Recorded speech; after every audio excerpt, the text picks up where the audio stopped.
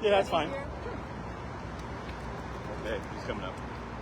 Yeah, don't put Okay. I'm set when everybody else is.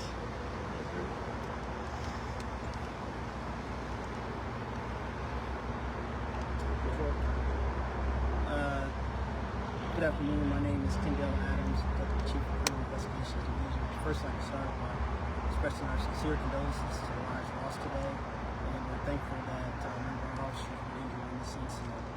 The information I'm providing is preliminary and subject to change.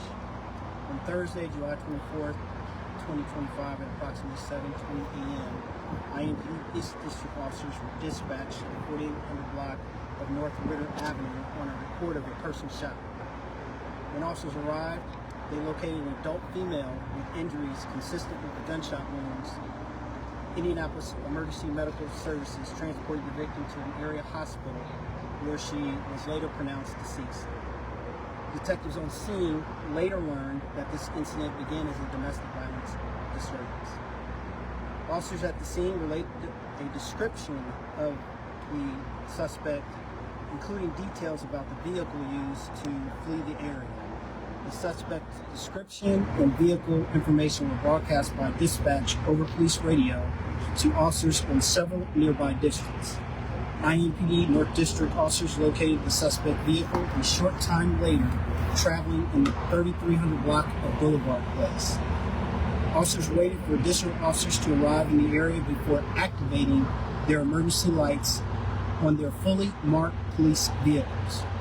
Upon officers activating their emergency lights and sirens, the suspect driver did not stop, and a short vehicle pursuit occurred. During the pursuit, the suspect stopped driving on at least 3 occasions, during which the suspect fired several shots at officers. At least one officer returned gunfire during the incident. There were at least 2 police vehicles struck by gunfire. The suspect eventually exited the vehicle in the 900 block of West 32nd Street and pointed a rifle in the direction of officers. At this point, an officer-involved shooting occurred. Officers gave the suspect loud commands, "Police, show your hands," to the vehicle, to which the suspect moved out of view of the officers. IMPD Special Weapons Tactics officers responded to the scene with a ballistic shield and approached where the suspect was last seen. The suspect was taken into custody by officers who also rendered first aid to the suspect. IEMS arrived on scene and the suspect was transported to an area hospital in critical condition. The suspect was later pronounced deceased at the hospital. No uninvolved citizens were injured during this incident. Detectives located a rifle next to the suspect. Another firearm was also located in the suspect's vehicle. The officers were equipped with body-worn cameras, which were activated during this incident. I will now turn it over to Assistant Chief. Thank you, Deputy Chief Adams. First and foremost, I am incredibly thankful no additional community members were harmed and all of our officers are okay. What our officers experienced this morning was not just dangerous. It was a direct attack on their lives while they were working to keep our community safe. These officers were actively taking gunfire from a suspect, and yet they remained calm, professional, and committed to their duty. But this situation extends beyond just our officers. A woman is dead. And this is due to what detectives believe is a domestic situation. My thoughts are with her family and her loved ones as they grieve her loss. An entire neighborhood was impacted. Those who live there, the business owners, and people walking by were forced to witness a traumatic, violent scene unfold right in front of their homes, their churches, and their storefronts. I've seen the videos, and I feel for every person who found themselves suddenly in the middle of a crime scene just by walking down the street, This is not okay. No one should have to go through that. Let's be clear. All of this began because the suspect took another person's life. He then fled the scene. When confronted by police, the suspect did not listen to officers' commands. He chose instead to flee. Then he tried to injure and kill the very people who were trying to protect this community. If that doesn't make you frustrated or angry, I don't know what will. We will continue to investigate this incident fully and transparently. We're committed to doing what's right for our officers, our community, and for everyone who is impacted by this incident.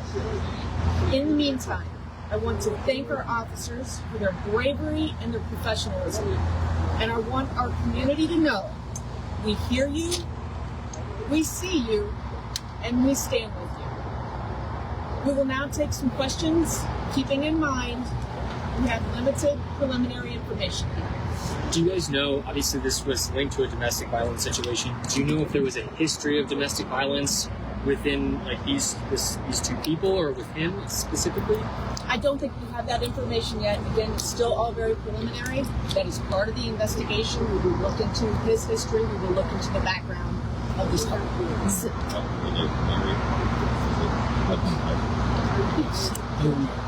Yes, the couple was married. Now, you guys, I believe you tweeted out that their drone technology was used to gather additional evidence. How did that play into, how's that playing into the investigation?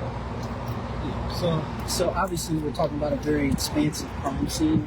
So we use the drone because obviously we look at body camera to try to capture where the shooting incidents happen along the route. But drones can help us maybe look at other areas that we may miss with officers on foot. What can you tell us about the actual chase that happened? It sounded pretty hectic. Well, I mean, the reality is it was very chaotic. It was chaotic for our officers that were in the direct line of fire. As we mentioned earlier, 2 of our vehicles were struck. It was very scary for our community that one of them could have been shot. Obviously, anytime we're in pursuit, it's always something very serious. But in this particular matter, it was a homicide suspect. This individual had alleged to have murdered another person. So that is the highest of anything that we typically would pursue for. Was the chase officially terminated after that? And were you confronting the suspect? No, he ran to here and pointed it's alleged to have pointed the weapon at our officers, and then they returned. That was part here. Yes. Do we know if any property may have been made at all to the fire? So, you asked if any other property was hit. We're working through that, and so we would encourage that if anyone discovers that their property has been damaged by anything that occurred during this incident, please reach out and let us know. But whenever you do, obviously, police are just responding to what the suspect is doing. And he had plenty of opportunities to prevent this himself. Talk about that. You guys are just responding to what the community is presenting you with, and nobody can stay anything about it. That's what you guys are doing. I think it was very clear in my comments earlier that we were responding to what the suspect was doing. Our officers tried to stop his car and tried to take him into custody. He tried to injure and murder our officers. Approximately how many shots were fired? Do we know that yet? I think this is still very early in the investigation, and we are reviewing all of the evidence at this time, so we are looking into all of that now. One more question? I'll just say that anyone with video, we're asking them to call our detectives that may have captured some of this at 317-327-3475 here in Times is the assigned detective. We would love to have that video as a part of our field investigation. You guys did report 2 guns, for instance. Yes, a handgun and a long gun. Thank you. Thank you. Thank you. Thank you.